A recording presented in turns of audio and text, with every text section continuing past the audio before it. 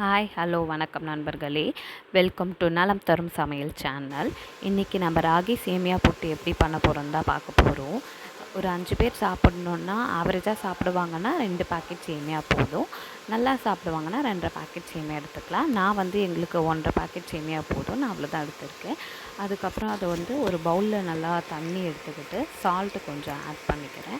Add பண்ணிவிட்டு நான் இந்த 1.5 பாக்கெட் சேமியா அதில் கொட்டிடுறேன். தண்ணி பார்த்தோன்னா இந்த சேமியா முழுகிற அளவுக்கு இருக்கணும். அப்போ தான் அது ஊறும். நம்ம எவ்வளோ நேரம் ஊற வைக்கலான்னா 3 to 4 மினிட்ஸ் தான், அதுக்கு மேலே ஊற வைக்கக்கூடாது. 3 மினிட்ஸு ஏன்னா மிஸ் ஆயிடுச்சுன்னா 4 மினிட்ஸ் அவ்வளோதான். அதுக்கு மேலே ஊற வச்சோன்னா அது கூழ் மாதிரி ஆகிடும், சுத்தமாக நல்லா இருக்காது. 3 மினிட்ஸ்க்கு அப்புறம் நம்ம என்ன பண்ணோன்னா அதை ட்ரெயின் பண்ணிடணும். நான் இதை ஊறினதுக்கப்புறமா ட்ரெயின் பண்ணி எடுத்துருக்கிறேன். பார்த்திங்களா, கரெக்டான நான் டைமுக்கு எடுக்கவே உதிரி உதிரியாக இருக்குது, இல்லைனா ஒரு குழு மாதிரி ஆகிட்டு இருக்கும். இதுக்கப்புறம் ஒரு இட்லி பாத்திரத்தில் நான் ஒரு சொம்பு தண்ணி ஊற்றிக்கிறேன்.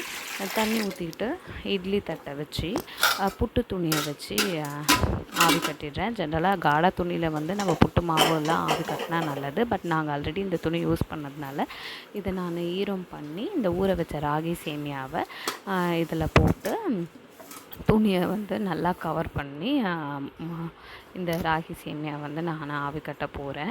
நான் ஸ்டவ்வில் வச்சு ஒரு 5 நிமிஷத்தில் ஆஃப் பண்ணிடுவேன். 5 நிமிஷத்துக்கு மேலே நம்ம ஆவி கட்ட தேவையில்லை. இதுவே நம்ம புட்டு மாவு ஆவி கட்டுறோன்னா 20 மினிட்ஸ் தேவைப்படும். பட் இந்த ராகி சேமியாவுக்கு அவ்வளோ நேரம்லாம் தேவையில்லை, 5 மினிட்ஸே போதுமானது. அதுக்கு மேலே நம்ம ஆவி கட்டினோன்னா அது உருண்டையாகிடும், குழன்னு இருக்கும், பார்க்கவும் நல்லா இருக்காது, டேஸ்டியாகவும் இருக்காது. நான் 5 மினிட்ஸ்க்கு அப்புறமா ஓப்பன் பண்ணி பார்க்குறேன். பார்த்திங்களா, கரெக்டான பதத்தில் வெந்திருக்கு. அதிகமாகவும் வேகலை, குழன்னா வேகாமலையும் இருக்கலை. சப்போஸ் நம்ம உருண்டை ஆயிடுச்சுன்னா ஃபேன் காற்றுல ஒரு பவுலில் கொட்டி ஆற வச்சோன்னா கொஞ்சம் பலப்பலன்னு ஆகிடும். இது கரெக்டான பதத்திலே இருக்குது. அதில் நான் என்ன பண்ணுறேன்னா தேங்காய் துருவலும் ஏலக்காய் பொடியும் சேர்த்துக்கிறேன். அன்றைக்கி ஏலக்காய் பொடி நான் தனியாக வச்சில்ல, அதனால தேங்காயோடவே சேர்த்து அரைச்சிக்கிறேன். அரைச்சிட்டு நல்லா மிக்ஸ் பண்ணி எடுத்துக்கிறேன். நம்ம எவ்வளோ தேங்காய் போடுறோமோ அவ்வளோ டேஸ்டியாக இருக்கும். நான் அதுக்கப்புறம் என்ன பண்ணுறேன், இது 2 பவுலில் பிரித்து எடுத்துக்கிறேன். எதுக்காக 2 பவுலில் எடுத்துக்கிறேன்றத நான் சொல்கிறேன்.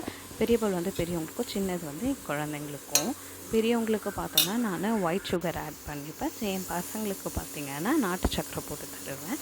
ஒயிட் சுகர் போட்டதை நல்லா மிக்ஸ் பண்ணி விட்டுக்கிறேன்.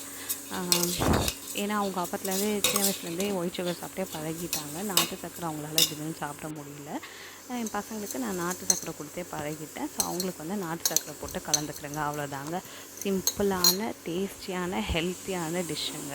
இது ஒரு 20 மினிட்ஸ்லேயே நம்ம செஞ்சிடலாம் மொத்தமாகவே. காலையில் நம்ம லேட்டாக எழுந்துட்டோம் அப்படின்னா டக்குன்னு இதை நம்ம செஞ்சிடலாம். இதுக்கு கட்டிங்லாம் எதுவுமே தேவையில்லைங்க, ரொம்ப ஈஸியானது.